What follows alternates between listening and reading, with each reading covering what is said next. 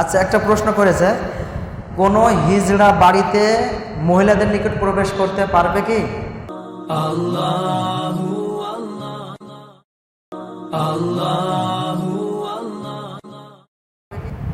সুন্দর একটা প্রশ্ন। কিন্তু হিজড়ারা দেখবেন এখন যে সে বাড়ির মধ্যে যখন তখন ঢুকে পড়ে কি পড়ে না?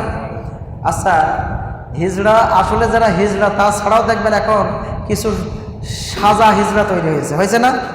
পুরুষ, ওর স্ত্রী আছে, ওর সব আছে, কিন্তু এখন সাইজেছে হিজড়া, আছে না?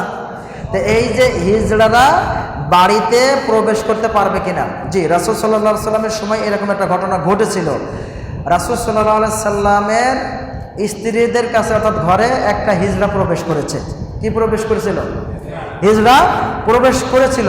করার পরে সে রাসূলের স্ত্রীর কাছে অন্য মহিলাদের গুণাবলী বর্ণনা করছে। আরে এরকম দেখতে খুব সুন্দরী, ওর এইরকম গঠন প্রকৃতি ইত্যাদি ইত্যাদি কথা সব বর্ণনা করছে। এমত অবস্থায় নবী সাল্লাল্লাহু আলাইহি সাল্লাম বাড়িতে চলে আসছেন।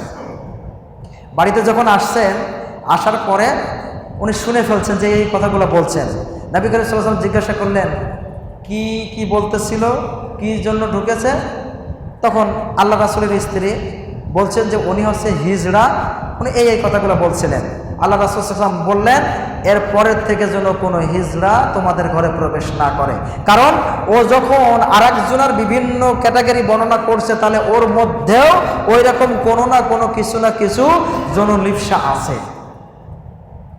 বুঝতে পেরেছেন? সুতরাং এই হাদিসের থেকে আমরা বলতে পারি এই যে বাড়িতে মহিলাদের কাছে কোনো হিজড়া প্রবেশ করতে পারবে না, করতে দেওয়া যাবে না। আপনার বাড়িতে গেলে যদি তারা যায়, যদি নাসলবন্ধ হয়, আপনি বাড়ির বাইরের থেকে আপনি টাকা দিয়ে তাদেরকে বিদায় করে দিবেন। এটাই হচ্ছে আপনার জন্য নিরাপদ হবে। কথা বুঝতে পেরেছেন? আসসালামু আলাইকুম ওয়া রাহমাতুল্লাহি ওয়া বারাকাতুহু।